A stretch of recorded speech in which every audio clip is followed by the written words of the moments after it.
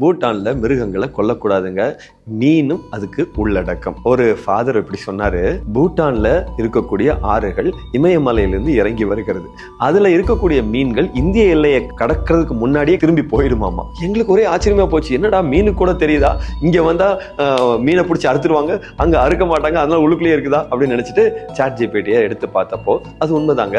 அதுக்கு காரணம் வேற என்னன்னா, அங்க இருக்கக்கூடிய, அதாவது பூட்டான்ல மலைகள் இல்லைங்களா, அந்த மலைகளுக்கு நடுவில் இருக்கக்கூடிய சீதோஷ்ண சூழ்நிலைகள் வேற, இந்தியாவுக்குள்ள வரும்போது வேற மாதிரி இருக்குது. இந்திய எல்லை வந்த உடனே அதுக்கு தெரிஞ்சிருமா, டக்குன்னு யூட்டன் அடிச்சு திரும்பி போயிருமா. நம் ஆண்டவர் ஆகிய இயேசுவை தேடக்கூடியவர்கள், மலைகளில் வாழக்கூடியவர்கள், பரிசுத்தமா இருப்பதற்காக ஆண்டவரால் அழைக்கப்பட்டவர்கள், அங்க இருந்துகிட்டு உலகத்தை வந்து பார்த்த உடனேயே நமக்கு சீதோஷ்ண சூழ்நிலைகள் மாறுகிறது நமக்கே தெரியும்.